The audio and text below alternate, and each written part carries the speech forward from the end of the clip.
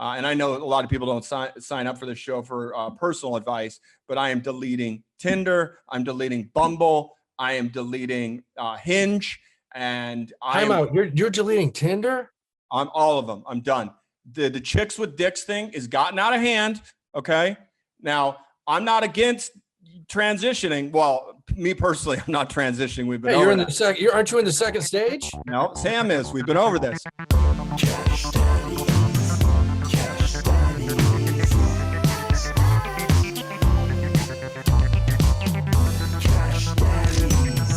Cash Daddies. Cash Daddies. Cash Daddies is for entertainment purposes only. You'd be an idiot to listen to anything these degenerates say. Invest at your own risk, do research, but seriously don't listen to these ass clowns. Now enjoy Cash Daddies. Welcome to Cash Daddies. What's going on, readers? Episode 51. We're banking fatties. Been a wild week. A lot of stuff going on. A lot of stuff bouncing back. We got Mr. Sam Tripoli on a huge road trip. He's not chiming in tonight. He'll be here this week. Anyways, what's going on, fellow ass brother Christopher Neff? How are you? I'm fucked. I'm fucked in the asshole, and it's been a rough week. I don't know if I told you guys, I accidentally paid my credit card bill, which is $3,200. That's usually my monthly revolving number because I put, this is a side note, I put everything on my credit card because I'm all about the miles.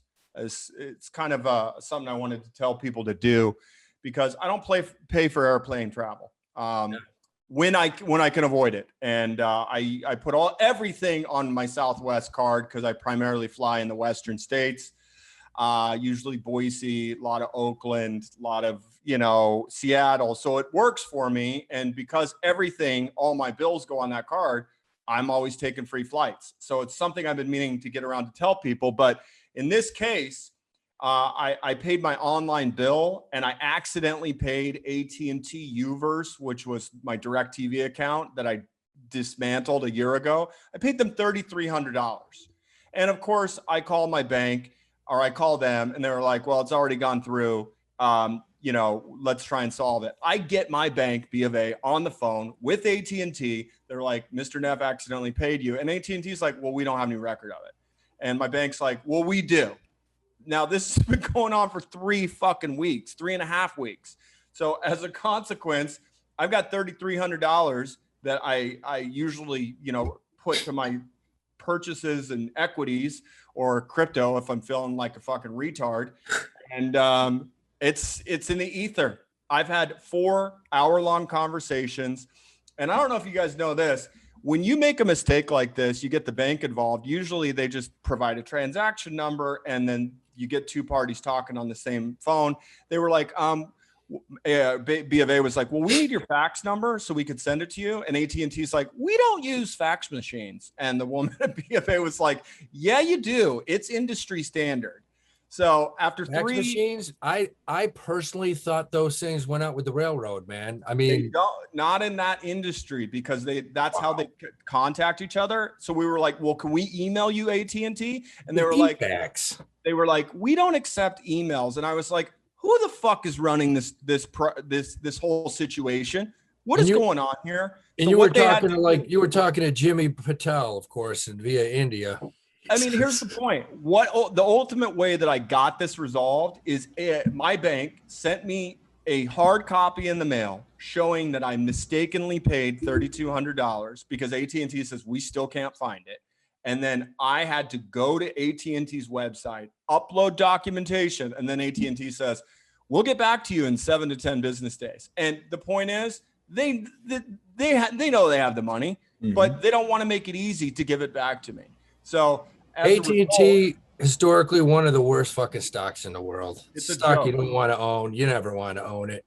Well, they're dipshits for getting involved with DirecTV because that's a worthless product now with streaming and, YouTube and Hulu. Yep. I have Hulu. AT&T has literally gone in 5 years. It's gone from 44 down to 28. In 10 years, it's gone from 2011, it was trading around 40. It's trading at 28. That is what we call in the industry a piece of shit. or Well- a dog with fleas. And my problem is I keep so little in my checking account. I never keep more than $6,000-7,000 in there. But because of my frequent flyer card to the veterinarian's office, which I'm pretty convinced they're going to name my own wing after me if I keep going in there, I had to sell. I cut World Wrestling Entertainment because I was like, I need some cash. And the great thing about E-Trade is if I pull money out of there to cover something, I have it within 24 hours. So Yeah, I it's treat quick. my Yep. E-Trade account like a banking checking account. Absolutely. So, it's been a bitch because, I had to sell at a loss. But again, I'm not afraid. And I've told you guys this before. I cut my losers. I cut my losses on WWE at 24% loss. It was an impulse buy. I'd heard a little whisper through a friend of a friend and it didn't pan out. But that's life. You got to take care of your cats. You got to take care of your bills. And it is what it is. And on a further note, this is just a general advice. And I know a lot of people don't sign up for this show for personal advice, but I am deleting Tinder. I'm deleting Bumble. I am deleting Hinge. And Time out. You're deleting Tinder? I'm all of them. I'm done. The chicks with dicks thing is gotten out of hand. Okay. Now, I'm not against transitioning. Well, me personally, I'm not transitioning. We've been Hey, over you're in that. the second. Aren't you in the second stage? No, Sam is. We've been over this. My point is, I'm all for transitioning, but you need to get a separate site for people that want to fuck trannies. And I just get flooded. And they're, like I said, they're hard to tell. You swipe right and who knows what you're getting.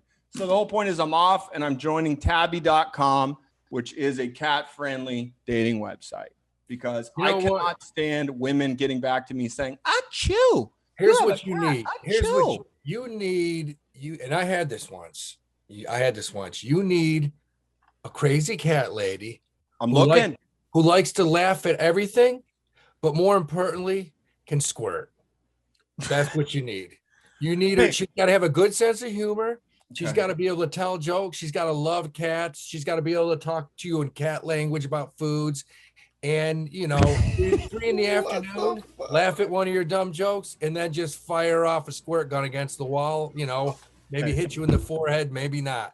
But Howie, that's what you need. Howie, I know your You need a short-term squirting cat lady. I know your short-term memory is not great. So I'm going to go ahead and say it was episode 18. Yeah, I when know you talked about it. When I discussed dating a squirter. Okay. But you know what? You missed one thing. You tried to say how, the mattress was mildewy and moldy. But what you forgot to say is, look, they have shit for that. They have plastic you can put over the bed. It crinkles a little bit. Just don't move her a lot. Make her sit still when she, fires off a gusher and hits you between the eyes. But That's if it's what you do. every time, you need a set of sheets for every day of the week, because here's something that's very important to me.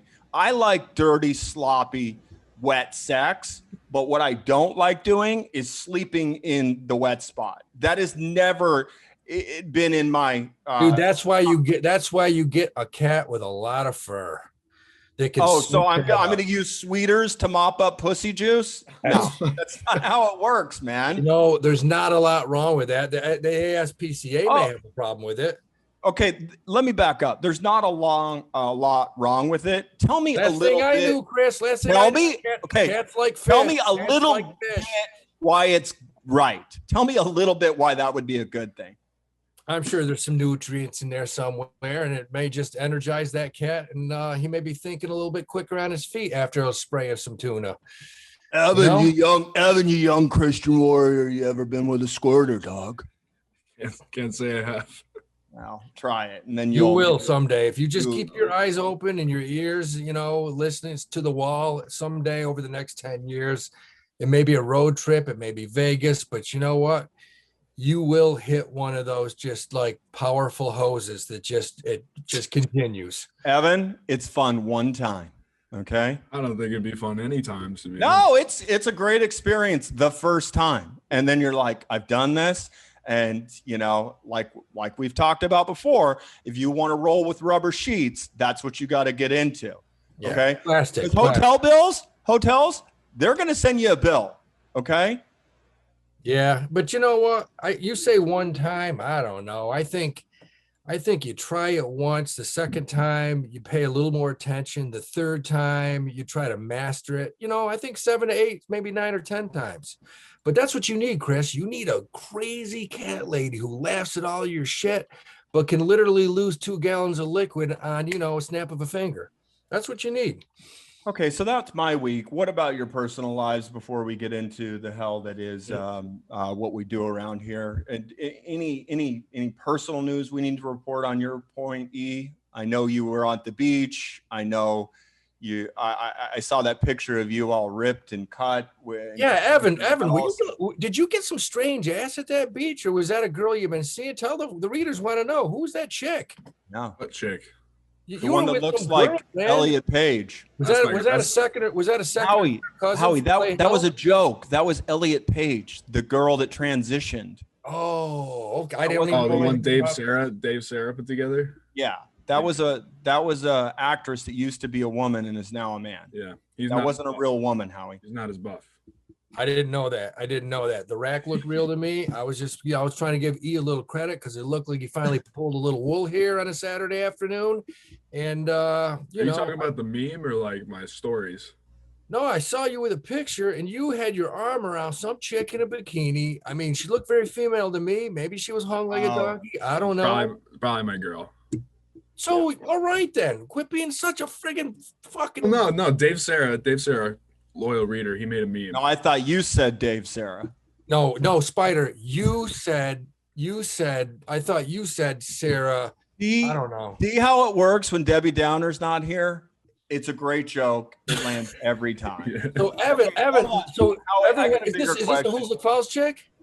No, she's not for me. It doesn't matter. This is Cash Daddies. All right, we got a bigger question. I did see a couple. Word on the street is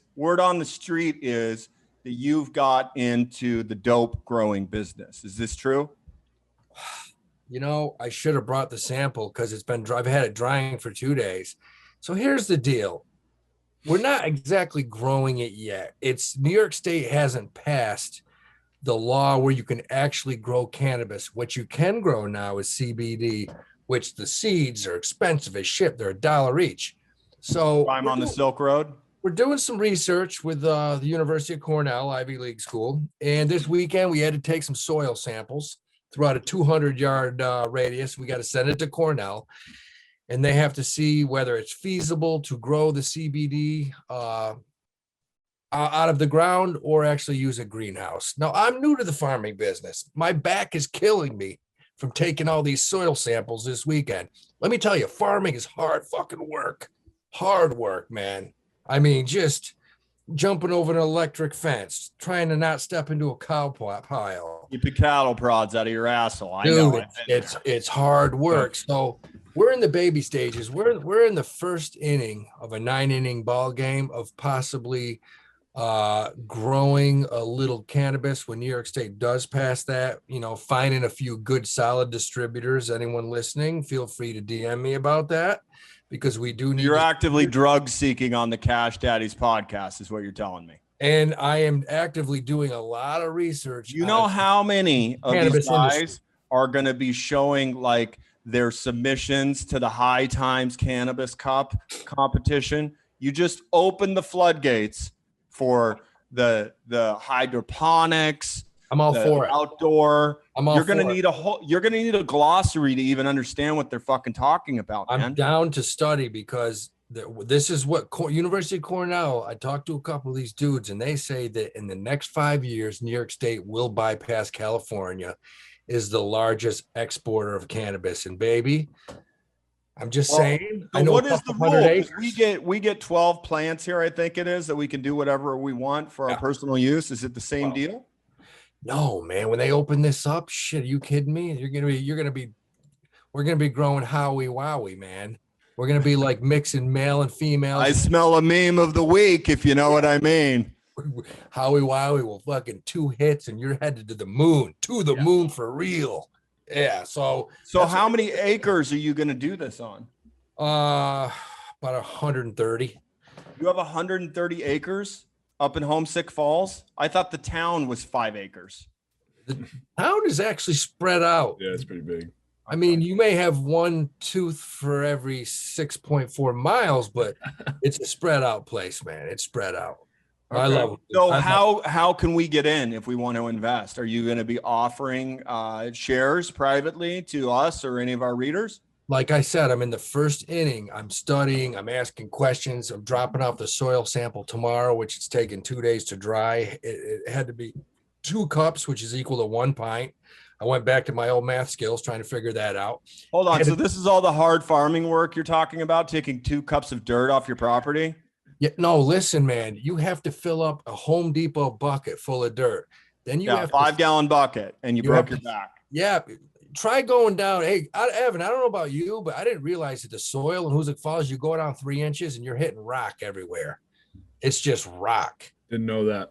Yeah, you take a shovel, go in your backyard and try to go down a foot. It's damn hard, man. There's rock and shale all over the place. So what you have to do, Chris, you have a sifter, like a sifter, and you got to pour you have to sift it so it's fine granules because that's what they test. Okay. Yeah, you learn a lot of shit with this stuff, man. I'm getting, more cannabis oriented every day. But going from that in transitioning, I love that word now, transitioning. I'm not even going to use segue anymore. I'm going to use transitioning. Fits the brand. But I want to go back to both of us the last 2 weeks because 2 weeks ago I came out and Evan said, "What is your pick of the week?" I said, I sold Airbnb at 155. It's at 130. I like it. Buy it. Well, just to let the readers know, it's at 144 right now. It's gone up 14 points in 2 weeks. And last week I begged you guys to buy JWN, which is Nordstrom's, because I got a little inside info on that company. You didn't tell us that you had inside info. I You couldn't be really because careful about that. I couldn't because I don't want anybody going to jail as an accessory after the fact. And the reason I bring this up is I was doing a deep dive on Molly's Game. You remember Molly's Game, the movie? All those cocksuckers in Hollywood were playing poker, Toby Maguire, all those guys.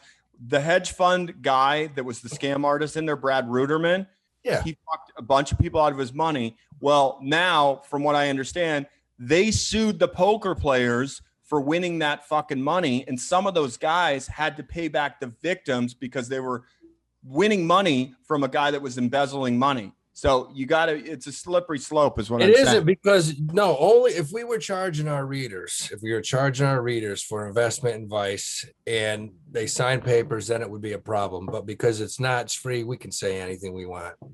I know that Fair enough. So let's get back to Airbnb because I am holding calls and I'm thinking I might be in a little trouble. It's had a huge jump, man. And I mean, if you bought it that day, I said at 130, you're up nicely. And truthfully, it looks like it's going to continue bouncing up. I think it might even go to 165 here over the next couple of weeks. Okay. So if I'm holding my 160 calls that expire in October, should I hold them? Hold them, baby. Hold them.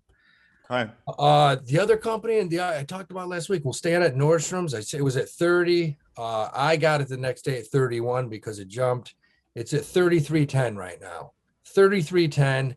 And I begged the readers to buy it last week. I begged. That was the hardest I think I've gone in on a company in a long time because I said, look, this thing's going to jump up to 38 quickly.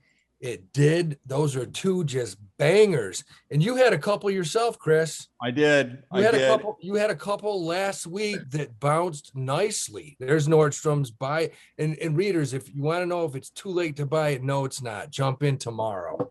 Yeah, as long as you're there, pull up the chart on BRPHF. This is obviously Novogratz's company. Yes. So here's the thing. Can you go to the 5-day on it? Yeah, now that's a stock that Chris liked, and I doubled down and I said, you are right, because anything that Novogratz touches, he's a smart dude. The guy knows his shit. And look where that thing's jumped. Chris, what's that up, like 10%? I'm up, I want to say 6% for the week. Now, here's the thing. It was Monday or Tuesday of last week. I bought it after it was up 13%.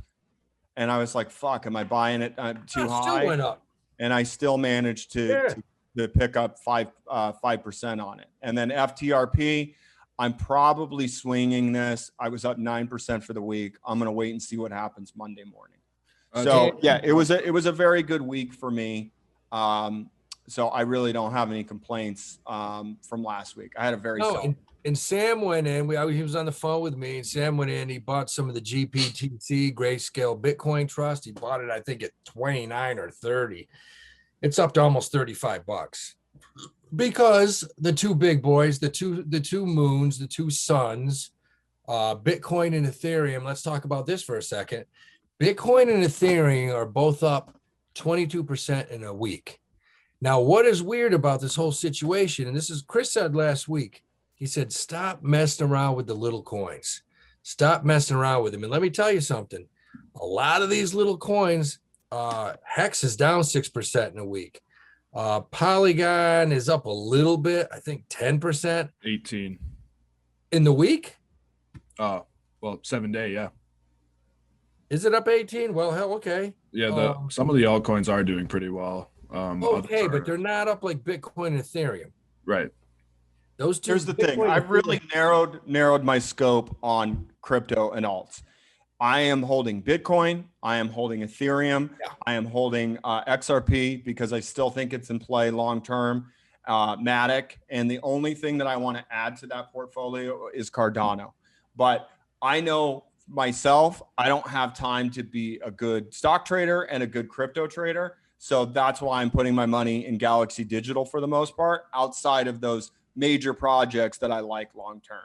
So I'm not saying you can't trade altcoins. You can do it, or even shit coins for that matter, but you need to be on the ball. You need to fucking rail up. You need to have a fucking Mountain Dew, and you need to have an empty bottle of Mountain Dew to piss in because you're not going to leave your computer. And I don't want to live my life that way. So if you do, I'm all for it, but it's extremely, extremely volatile, and it's a tough thing to do. So, we go back around here when we talk about, Sam buying Bitcoin. You have to understand one thing, and I want to make this real clear because it came up in the Tether thing last week, and there was some confusion. Sam doesn't trade Bitcoin. Okay, Sam's a hodler. There's nothing wrong with hodling. I do that with many stocks I own. Because he likes it for the long term. Exactly. And I respect that because guess who else does? Novogratz. He Right. likes it for the long term. Right. And- But the point is, there was some confusion last week, I think, from people saying, you guys are misinformed on Tether. You don't know what it is. There are a lot of people, I think, in the same boat because they're not trading Bitcoin. They're not trading Ethereum. They're buying and holding. So I do want to make it clear to people, you don't need to know what fucking Tether is if you're a hodler. That's fine. But you should be aware that traders use Tether to move in and out on a day-to-day basis to swing trade these cryptos. And the reason they do that is they don't have to pay exchange fees to move it in and out of Tether, and they don't have to pay capital gains to move it in and out of Tether. So that's the one thing I want people to understand that aren't familiar with how swing trading crypto works. You do need to have a stable coin to put it in and out of if you're going to swing trade it. If you're a hodler and you're just going to hold on long term, don't worry about it. But yes, you should be concerned with the fact that Tether could be a massive Ponzi scheme. And if there was a run on Tether, like there's been run on banks in the past, that it could have a negative effect on the short-term price of Bitcoin and Ethereum. I don't think it's enough to ruin it long-term, but you could see a 10 to 20% retracement if everybody ran on Tether. And I want to switch gears here a little bit. And if I am interrupting, we can get back to what you're saying. But a nice example of this in the stock market was with what happened to Nikola. And, Nikola was going to be the next big EV play to challenge Tesla. I will say this, stop you. Early on, some of the top analysts on Wall Street very early on came out and did say the stock was garbage. Okay. And here's the thing. This is when we get back to people that believe in a product and they believe in a snake oil salesman like Trevor Milton. This guy was a Mormon that sold fucking books door to door, for Christ's sake. He had a shitty track record, okay, with many startups that went to shit. Go ahead and pull the chart back up, E. I shouldn't say shorted. I bought puts on this right around Thanksgiving of last year. Go to the 6-month chart when Hindenburg Research put out that very compelling piece and exposed Nikola for the fraud they were, because they rolled a truck down a fucking hill and sped up the video 3 times. So if you go to November, see that cliff dive in November?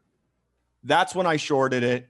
And what's it done since then? It just keeps going down. And of course, last week we find out Trevor Milton's been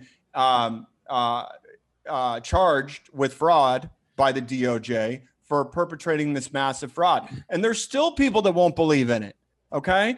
But he doesn't have the technology he claims to have. And there are still people holding this garbage stock. And I will tell you right now, if you're a bag holder on it, take the loss and move the fuck on. The guy is a con man. He is going to jail. Okay. It's a shit company, but this is the beauty of America. You could start a company with an idea. And if it's the greater fool's theory, if there's always another idiot that comes in late to buy, you're going to be able to fucking perpetrate your fraud. But he's a piece of shit. It's a bullshit company, and the stock should be at $1 in a year. I watched a YouTube video about this guy, and he's just, everything he's done has gone to shit. And he originally, Nicola, first of all, how are you going to make a competing company that's just the first name of the dude who the company? It's so lazy. That's the point. It's so lazy. The idea of, whoa, Tesla's doing really good. What are we going to call our company? Well, we'll use Tesla's first name. I mean, it's garbage. Yeah, he promised to make like hydrogen-powered semi-trucks by like 2018. Still doesn't even have a prototype. Right. But the biggest fraud, and I know this was going on before we started our show, is they pushed a truck down a highway in Grantsville, Utah. Okay. Without any power, and sold it as legitimate power. I mean, it doesn't get any dirtier than that. That's some circus shit right there, man. Scumbaggery. But this was exposed, 6-7 months ago, and the stock is still worth $12. It's worth nothing. Do not buy it. Don't even bother buying puts on it, because the premiums, I'm guessing, I haven't looked. They've got to be sky high. You're probably not even going to make any money trying to short it, but stay away. Nope. Another stock that we like, that we talk about all the time, DraftKings. It retraced. It went from 51 down to 48 and change. Readers, it's a good time to buy that right now. It's my pick of the week. I bought at 49. I've held it for a couple weeks. I'd buy more. To add to the position. I wouldn't mind a little bit of a retracement, but I still think it's a buy at this point. It's a good buy right here. Absolutely. 100%. And we said last week, the one pharmaceutical stock that is breaking out, fucking Pfizer, man. We liked it at 38. I liked it at 39. That thing's at 42 and just taking off, man. So, Howie, let me get this straight. You're going to support a company that wants to jab you 3 times. Is that what you're doing? 42.85. Absolutely. 100%. I love the company. It's got a 3.64% yield, almost a 4% yield. And if that thing goes to 50, you just crushed it, man. So here's the thing with stocks like this. And again, you need a lot of money to buy these stocks to make decent money. But if I'm playing Pfizer, I'm buying out of the money options. Not very aggressive, but that's how I make money on Pfizer. Yeah, I don't hold the shares. I don't have enough money to make money off of it. You buy December 45s. I mean, something like that. But if you got money sitting in a bank account, that's a great stock to own, because shit, you're making almost 4% on it. It's like Verizon. It's like a lot of these stocks that we talk about, XLE, the ETF, where you're going to get a solid yield. One thing I found amazing is that over the past few weeks, the one sector that has absolutely been crushing, you never would guess this, is the material sector. Companies like chemical companies, copper companies, materials has been absolutely crushing it. Lyondell Chemicals, Southern Copper. There's an ETF. And if you want to buy it, if you're confused, you're not sure about, should I buy a DuPont or a Dow Chemical, which is part of the material sector, buy the ETF XLB, because just about every analyst at every large firm on the street loves this sector right now, the material sector. It was at 89. It's down to Dexter. Was that a Freudian slip? What have you been up to in your spare time? there you go, man. Just slaying bodies and freezing them up. But it's got almost a 2% No, yield. sexting is when you send dick pics to somebody. You said dexting. No, sexting. Oh, sexting? No, I thought you said texting. No, Spider. You said dexting, Spider. That's what you said. Real quick, XLB, man. That's fucking buy that thing. I got something that I think is gonna make you come. I'm listening. I'm talking to Howie. There is A cat with a smooth tongue. There is a new product out there on the market that is designed to short Kathy Wood's ARK fund. Did you hear about this? I will catch wood. Just keep going. Okay. It's going to be, the ticker is going to be SARK, SARK, and it is a fund designed to short Kathy Wood's ARK. Sink the ARK, if you will. So when I saw the other day that the day of the Robinhood HOOD IPO that she went out and bought 1 million and change shares, I said, you know what? She's obviously lost her fucking mind. Here's the thing. I think it's a risky as fuck play just because of the business being built on payment for order flow and the fact that Congress could step in at any time and play their, oh, we care about the American public and all these new retail investors and we don't want them to get hurt. They could drastically change the way payment for order flow, that business model works. Now, there are bigger powers than Robinhood that are going to say, no. We've been doing this for years. We're going to keep making our money. But it is an option. And I agree. I want nothing to do with Robinhood. It's a major, major gamble. But I will say I did notice that she also bought the dip on Pinterest. And I don't know if you guys noticed, Pinterest was down 18% after earnings. And it was mainly due to their decline in subscribers in the United States. However, their global subscription base is up.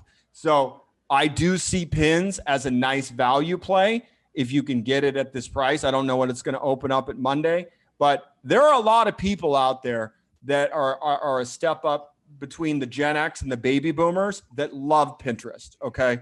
That use it nonstop, that want to. It's at 59.25, and if you look at that thing, if that thing breaks down below 57, 56, it's going right to 30. I agree. There is some risk. It needs to bounce Monday. Same thing as Tesla, man. That's my point. But if you can get in at the bounce, I mean, this could dead cat alone just from a massive fall off. It could. It's either going to, it's a 50-50. It could dead cat or it could go right to 30. Like Tesla's at 687. It's right at that resistance right here. If Tesla has a day Monday and it finishes up around $7, Tesla's probably going to go to 800.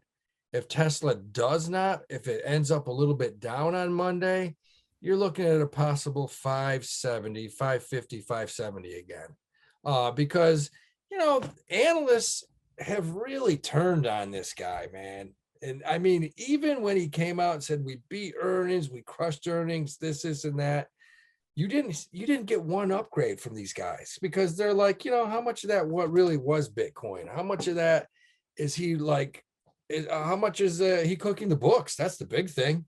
Yeah. You know, and his cars have problems. They got problems. They got to compete with Ford.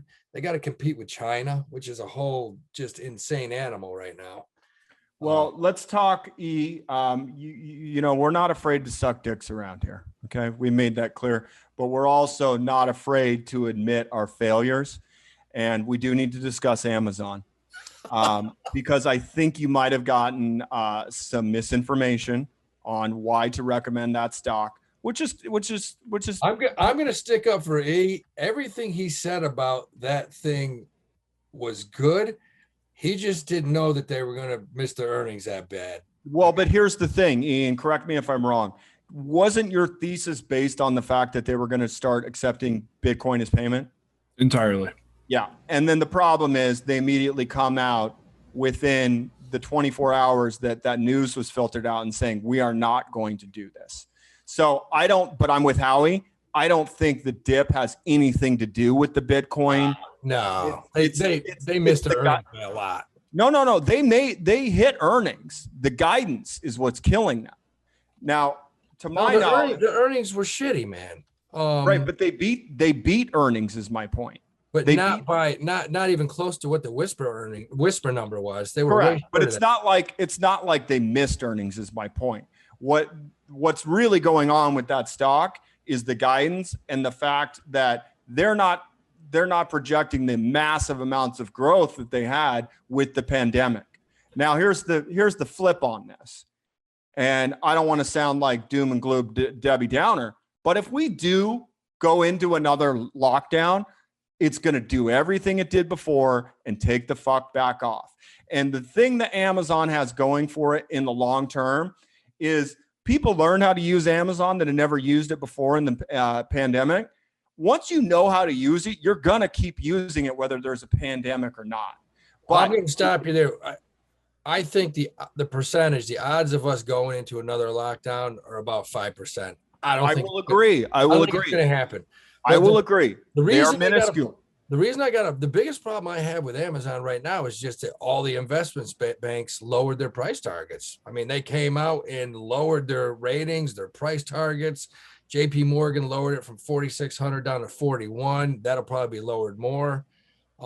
That's my main thing. I mean, as far as future earnings, future growth, when that's decreased, you got a problem. It was down 7% in one day. Now, will it go lower? It was 8. It was 8.5. 8.5%. Now, will it go lower? Probably. Will it be a good buy at some point? Absolutely. I mean, Amazon still crushes it. They still have earnings. The company does everything. So it's probably going to be a good buy at some point. Here's my point. I would buy the shit out of it if it dipped anywhere below 3,200. It's a powerhouse. It's not going anywhere. I think it's going to bounce Monday. But man, it's an attractive price at 3,200. I think I sold it at 3,400, maybe 4 or 5 months ago. It was a big beginning of January, and did well on it. Again, I will preach to everybody. You've got to hold a FAANG stock in your portfolio. And by FAANG, I mean Facebook, Apple, Netflix, which I wouldn't hold, Google, or Microsoft. You got to have one of those cornerstones in your portfolio that you just set it and forget it, because the companies are too innovative. They're always changing, and they're not going to go anywhere. So I highly recommend owning a decent FAANG stock. The best of the bunch, in my opinion, is Google. So that would be the one I would recommend if you don't hold one of them. Good company. I mean, you look at Google. Oh shit. Let's see right here. I think it's a 2,500 right now. 2694. Wow. Oh no, wait. 2693. Higher than I thought. It's breaking out. I mean, yeah, it looks like it's going higher here. Yeah. Oh, and a quick side note, it did come out in the news last week that Amazon is not going to mandate vaccines for their employees. And I think they're smart enough to know that if they did, that would just be a total PR nightmare, because we are seeing other major big companies saying vaccines are mandatory. Netflix has done it. So that's something you want to keep in mind when you're looking at buying these major companies right now. Because obviously there is a lot of pushback to mandatory vaccines. So it's something you want to keep an eye on, especially if you're going to buy into a major company right now. Yeah, I mean, it's going to be interesting. I don't know. I don't know. I mean, everyone has a feeling on it. you know, I got too much going on to give a shit whether somebody got vaxxed or somebody didn't. I really couldn't care less. You do what you want, man. Whatever makes you happy. You don't trust. I'm the same thing. I don't blame you. You don't I'm trust vaxxed. me. I'm vaxxed. It's a personal choice. I have no problem if you don't want to get vaxxed. But what I don't want to do is talk about it. I don't want to argue about it. It's an individual choice. You do whatever the fuck you want, but let's leave it right there. What I am not for is for any companies to demand any sort of vaccine proof for you to patronize their business. So that's the line that where I'm just like, I'm not interested in doing business with you if you're going to do that. But I don't think we've seen, I think we're just seeing the beginning of this happening, and it's just going to create more and more division across this country, and it's going to continue. That's what they want. Well, hey, That's true. you know what? I will lean towards David Koresh's theory on this, that they do want the chaos. They do want the division. But again, you got to be careful when you're buying major companies with these, that are dropping these mandate policies. Yeah, it's funny though, if you look at it, I mean, I don't see a lot of these big guys with nice dividends and profitability. I don't see them mandating shit because money talks. And that's the bottom line. And look, they may lose a few soldiers. It is what it is. You know, companies like IBM, I just don't see it happening, man. I mean, you're making too many billions of dollars to mandate dick. Let me ask you this, because this keeps coming in, and I don't know. Do we have reader questions today, E? We have a few. Okay. I keep getting questions about, should I buy Alibaba or not? And for those of you who don't know, it's basically the Chinese Amazon. The stock has lost 30% of its value since October of last year. I honestly don't know the question. I don't know how to answer the question. So I wanted to hear your opinions, thoughts. I think personally, Alibaba, as far as if they continue to do what they've done the last few years, 2017, 2016, the company is a profitable company. It's a good company. If you believe that China is going to drop the hammer on all these companies, regulate the shit out of them, take them over, no, I wouldn't buy it. I wouldn't buy it. If you think that's a bunch of bullshit and that China is going to let some of these companies have free reign and continue their development, their sales, their marketing, it's a good buy right now. 196, the stock was at 314. Yeah. So that's an individual thing, man. I mean, I certainly wouldn't want to hold a lot of Chinese companies in my portfolio. Hell no. I mean, I just wouldn't.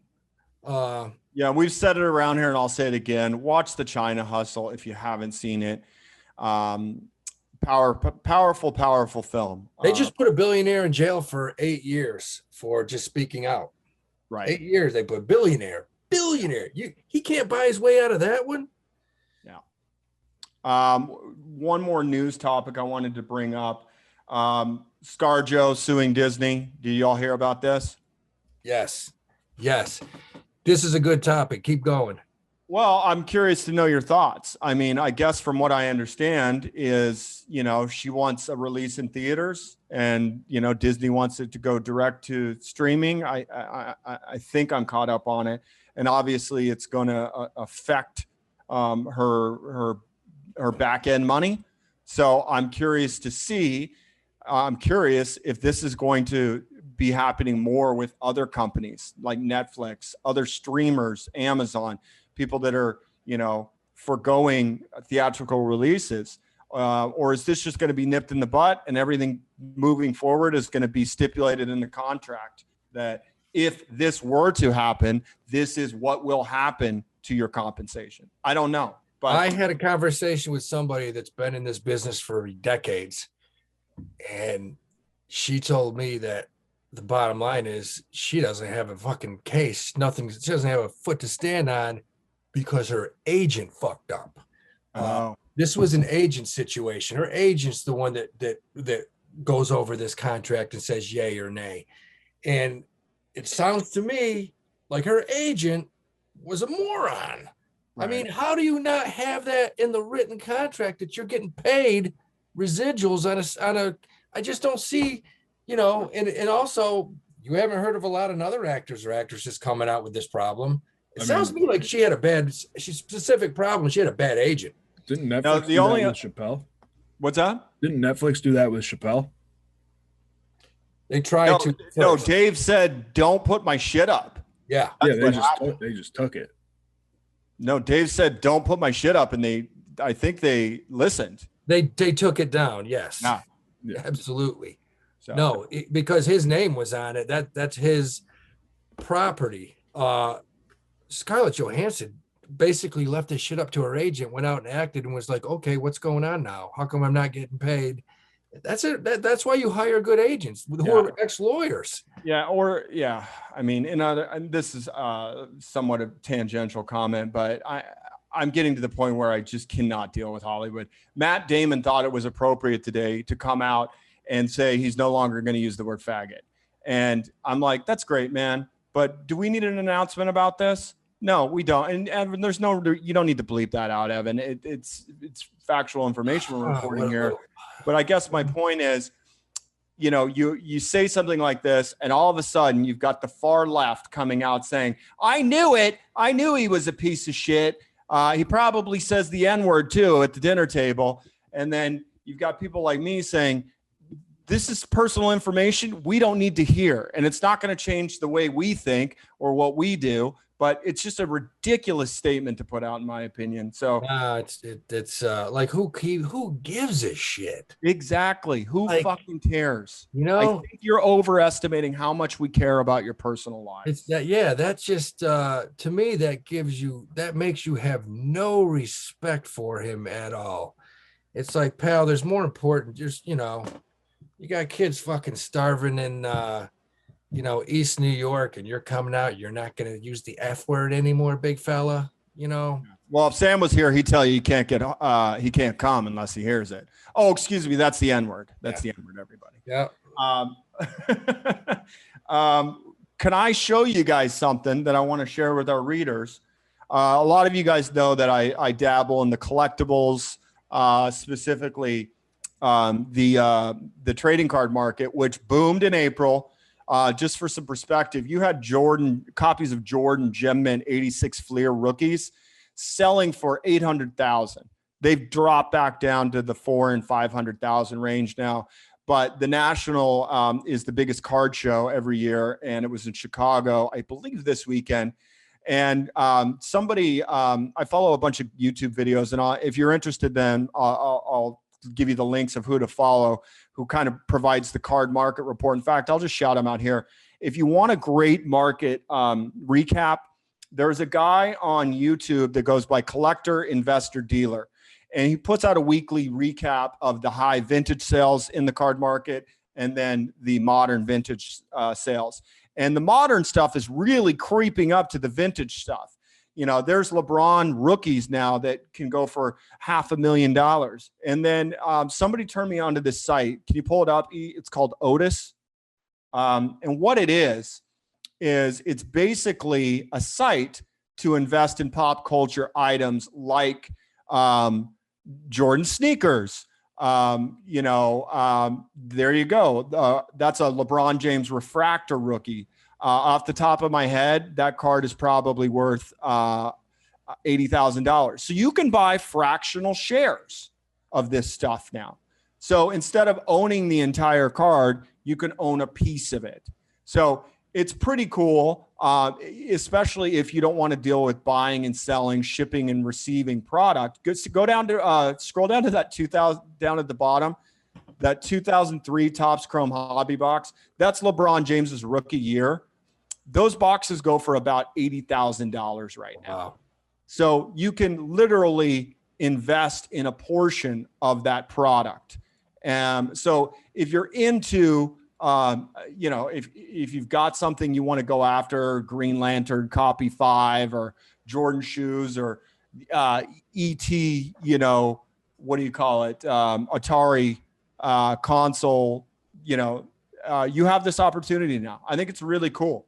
So, and you could buy and sell it just like they do on Predict It. So it's another thing that I think is worth investigating if you have knowledge and information on specific pop culture items or trading collectibles.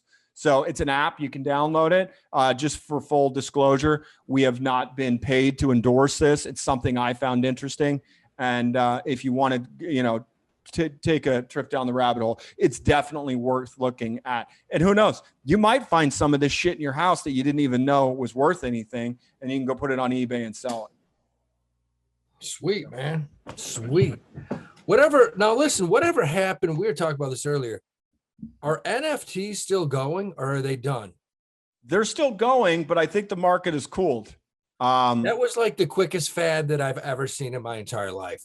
That was the quickest fad. NFTs were huge from like a Monday through like the following Wednesday. Like everybody was buying them. Here's the thing. My retirement plan is holding the first ever NFT of any podcast, which is Cash Daddies. I believe we were the first one to mint it. Zoltan made it. I spent $120 on it. I've told you guys before, we're keeping it in the family. If anything ever happens to it, I will split it up amongst us equally. I've not been tracking the market well enough to know. It is a great thing to bring up and ask. I would love to hear the readers' responses in the comments if you can, because I have not been tracking it enough. But yeah, I'm curious to know too. How's the Cash Daddies crypto coming? Well, again, this is something that the mods put together. We need to get our feedback from the presentation Valley of the God put together for us, because it's not just the NFT. It could be, the Cash Daddies fund coin. It could be a number of things, but we have been working on ideas for our token. But again, what is the timing to even put something like this out, with the crazy crash of shit coins? I don't know. I want to have a project that is Cash Daddies related, so our readers feel like they have a piece of ownership if they believe in us and that the product we're putting out is worth investing in. But maybe we need to prove ourselves a little bit more before we even think about doing that. I don't know. Well, I think once this crypto market, we see another run, which we will. I don't know if it's happening now. Bitcoin's above 40. But if it does stay there and that becomes a new support level, maybe that's when we think about doing it, man. We have the next big run. Well, in full disclosure, I did lose a bet to you and Sam. I paid Sam, didn't even get a response. Thank you very much. Go fuck yourself. I did offer to pay you, and you're like, no, just put it on the tab. I don't deal with $100 transactions. Yes. But I had to, because the last time, we won a bet from you, I was at the Clippers game with Sam, and he's like, so when do we get paid? I'm like, okay. I was like, I'll cash app you right now, Slick. But then we double down on the next one. Yeah, and I am holding to the bet that I made with you guys. My gut tells me you will see Bitcoin up and down, but I don't think it finishes the year at 50K. I really think there's more turmoil on the horizon before the end of the year. That's just me personally. I could be totally wrong, but we go back to these 4-year cyclical charts. I mean, I think a retracement back down below 20 is so possible. So I'm sticking to that. No, I've had people ask me, do I want more action on it? Nope, I don't. I'm happy with the $100 I have with all three of you guys. But I don't be shocked. I won't be shocked if it finishes at 100, but my gut tells me it's not going to finish above 50 at the end of the year. Well, Biden's also talking about raising taxes on crypto to fund the new industry like tax plan he's got. Well, let me ask you this. Does anybody even know how to do their taxes with fucking crypto? Because there's so many loopholes that right now where you can get around it. They're coming up with a new IRA. I saw this yesterday, where you can put in, you can actually mine crypto. You can mine it within the IRA and not pay any taxes on the ordinary income or anything. which is bizarre. I don't know if it's they're working on it. That's all I saw. Well- But there's loopholes in crypto, man. There's tons of loopholes. Right, but the point is, there's no government regulation, to my Yeah. knowledge, when it Yeah. comes Yeah. to buying. What's that, Evan? Yet.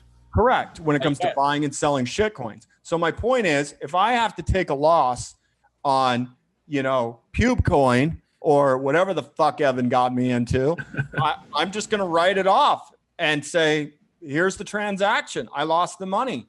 So the point is, there's no playbook, especially with these places that don't KYC you. So all I have as proof is a bank statement that said, I transferred X amount of dollars into Comfort and it didn't work out. So where are we going from here, IRS? But I can prove it. But at some point, they're going to come in. They're going to do something. Just like I think they're going to come after Tether. Gary Gensler has mentioned it. This can't go on forever because A, people don't know how to report it, and B, the government can't tax it. Well, the government wants a piece of everything. So they're going to figure out a way to do it. So my advice to anybody that has been actively trading alts, shits, fucking Bitcoin maxis, you need to keep a personal record of all this, because it's not going to be like Robinhood, E-Trade, Ameritrade, where they send you a 1099 at the end of the year and say, hey, here's your gains for the year, here's your losses. And you're going to need that, especially if they cap it at 3K a loss like they do with equities, and you need to carry it over into another year. Yeah. So something to think about. Absolutely. What do we got for let's do like a couple reader questions and then some picks of the weeks. All right. What should we invest in after maxing out our 401ks and Roths? All that is left is the normal IRAs and no tax advantage stuff? If you max out your 401k and your Roth, that is your IRA. I mean, you have a choice, either put it in your traditional IRA or a Roth. That depends on how old Let you me are. ask you this. Can you hold a traditional and an IRA Absolutely. or a Roth simultaneously? Yes, absolutely. You could do that. Of course, but you still can't. If the max is 5,500, you can only put 2,500 in one and okay. 37 in the other. So Yeah, I didn't know 32. that. So again, here's my point. Once you've maxed out, start your own trading account.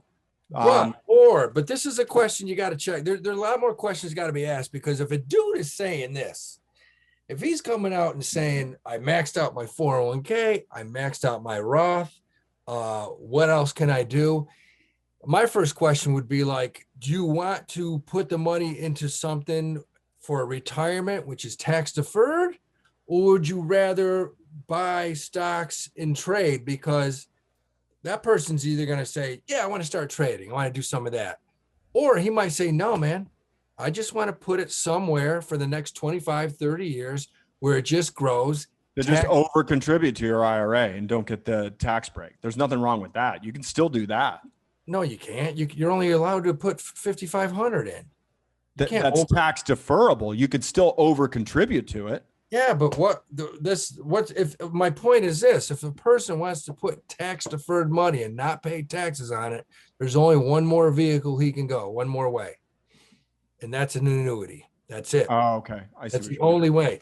If he has maxed out his 401k, which grows tax deferred, if he's maxed out his IRAs, whether it be a traditional or a Roth, he's putting that 55 in there and he's maxed that out, that grows tax deferred. There's only one more tax deferred vehicle.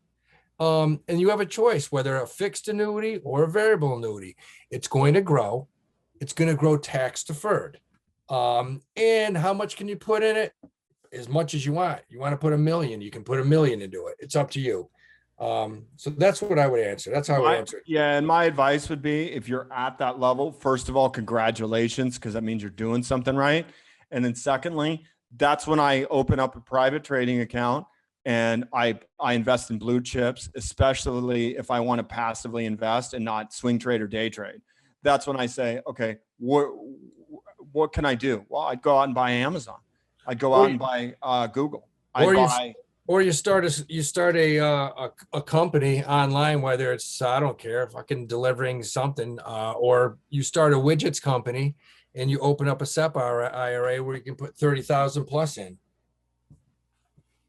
And Once you got all that fucking extra money, you call us. Yeah. Call us. We'll buy a racehorse. Yeah. You say we want in on Cash Daddy, the racehorse. That's right. All right, so going off of that, another person asks, I'm 32, making 50K a year, looking to open an IRA. Is this still a good idea? Roth IRA? The Roth was made for you, man. The Roth was made for you. That's what it's made for, man. Guys making 50,000 a year. Absolutely. Yes. This next person asks, I really want to know about starting to make money from shit coins. Where can I go to start? I'll tell you right now, and this is very important. So Zoltan conducted a survey through the Cash Daddies Discord.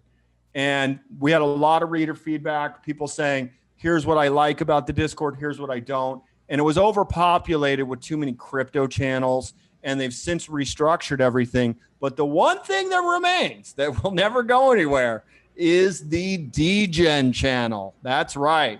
So that's where you're going to go to find people that are actively trading shit coins. And there's some great traders in there. Like I said, I don't know how they do it. I don't know if they've taken a solid shit in a month. I don't know if they're mainlining Jolt Cola, but they're in there and they're doing it. And if you want to learn, go learn from those guys. They are impressive. There you go, man. Shit coins. Yep. All right. Next one. All right. First question. Matic. What should we do with it? Hold it. Yep. Still long-term hold.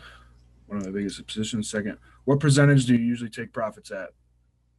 Okay. So I go back and forth depending on the product. If it is an option, my target number is 20 to 35, 20 to 40%.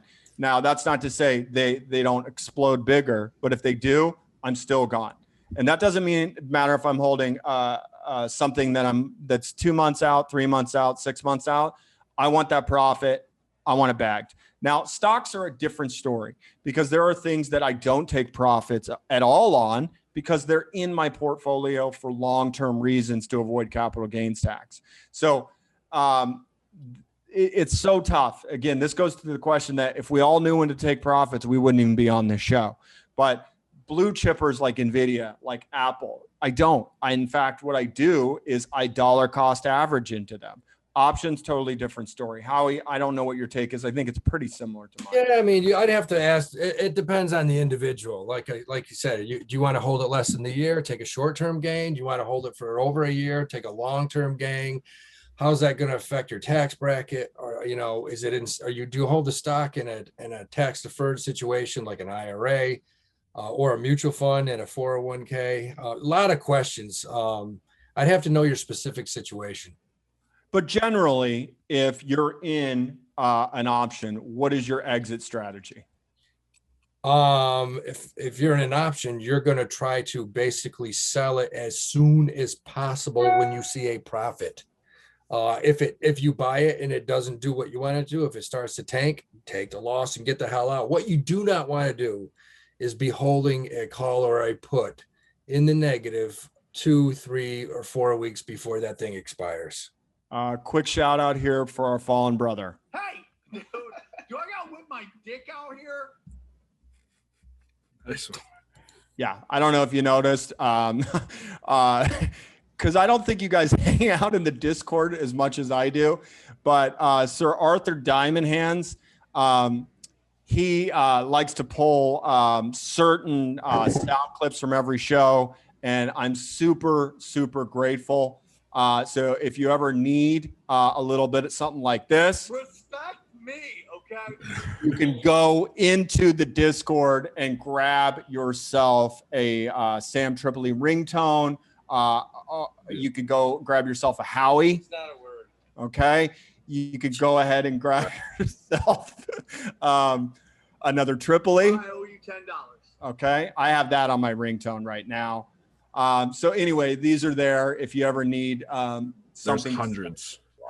Yeah, they're posted weekly in the memes and shit posting section. And by the way, another huge shout out to Cat Queefs 27, and retard sexual blowtorch 68 for the dope memes. Again, I encourage anybody that's going to contribute to our channel in the Discord, create your own Twitter, create your own Instagram. Every time we put these up, we get like 20 or 30 retweets, and that's your creation. I would love to be able to see you guys get that recognition, because the creativity in that Discord is insane. There's a one right now. You go to memes and ship posting if you don't mind, real quick. Yeah, I'm there. Do you see the one? It's called the Kodiak Slap by Howie Dewey. Yeah, look at this. That's all of us just snapping our Kodiak, for Christ's sake. It's it's great shit. So again, thank you guys for doing everything you do in there. All right, man. Let's grab some picks of the week right here, baby. Because we're on a roll right now. We're on a roll. Let's start with Lil Lee. I'm gonna go with Square. God damn, man. Good pick. Love the company. They Love just acquired Afterpay from Australia for about like $29 million or something. I think that's gonna have a huge effect. Global. I like it. Yeah, it's if you're gonna buy Square, man, now's a good price to buy it. That shit's down from like 266, 270. Yeah, Square's a damn good company. Yeah, and just to let you know, I had a note about their earnings. I think there was something I read somewhere about the Bitcoin transactions they're taking through Cash App have just skyrocketed. It's a stock that I think it's a great long-term buy. I mean, if you're talking about a company that, you know, it's at 247, that's a stock could be at $500 in a year or two. That's a good company, good management too, man. Shit, they sponsor the New York Knicks, so there you go. Yeah, I hold it in some ETFs, but I prefer PayPal. So they're both great. Yeah. I don't think you can go wrong either owning either one. But again, that is something that I park in my portfolio and I say, talk to me in 10 years and let me see what you've done. I wouldn't bother swing trading it or trying to get in for a quick pop. It's a good buy right now. Great buy. Yep. I'd put it in your IRA. Great thing to buy a couple shares, toss it in your IRA, man. So Chris, what do you got this week? I am looking at right now adding to my DraftKings position. Yeah. I bought at 49. I would have no problem seeing it dip a little bit lower. If it does, I'm going to pounce on it. I am somewhat stuck and hamstrung right now to AT&T with the $3,300. Just so you guys know, I usually put anywhere between $3,000 to $4,000 a month into my trading portfolio, and I just don't have the cash. And then, of course, I've got about $3,000 in veterinary bills that I had to pay. So I'm a little short on cash. But if I was going to buy, I would stick with BRPHF, which I bought last week. If I had money, I'd probably lean into it. And because just so you guys know, when I buy something, and I've stated this before, I do the 3 bullet theory, whether it's I need to dollar cost average down or I need to lean into it and buy again. So I would keep my eyes on BRPHF. Love them. And, you know, I really like coin long term. I know I'm down on it since IPO, but this company, you know, they're going to keep making money no matter what. They're opening more products to trade on there. I'm not going to go ahead and say buy it right now, but I am going to say I feel extremely confident in coin. The long run, there are better plays out there. So again, I'm going to circle back to what I said earlier, and that is buy a FAANG stock that is not Netflix. So I would substitute Netflix with Microsoft. So that means you're looking at Facebook. I hate the company, but it is a great company. It is a cash cow. You've got Apple. Again, I posted this a couple weeks ago. Their sales alone on their iPod earbuds blew away like 7 major companies' entire sales, just their iPod. Yeah. They're going to have another product that we all need in 6 months to a year. whether it's a phone, whether it's a tablet, whether it's the AirPods. Then we move on to Alphabet, which is Google. Buy Alphabet. Do not buy Netflix. I don't like Netflix. And then Google. So pick one of those. Yeah. They're all great companies, but you should have one as a cornerstone in your portfolio.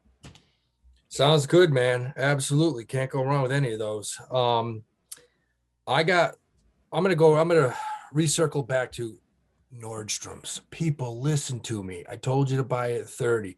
I bought it at 31. It's at 33.10. Buy it tomorrow. Even if it's at 34, buy it. I'm telling you, they have some stuff going on where I think that stock, when their earnings come out again, that stock's going to skyrocket. You can see it at 40, 45, $50 stock. Buy more Nordstrom's. But my pick of the week, talked about it earlier, materials is a sector right now. It's outperforming everyone, chemical companies, certain metal companies. Don't buy individual stocks. Buy the ETF XLB. XLB is in Beaver.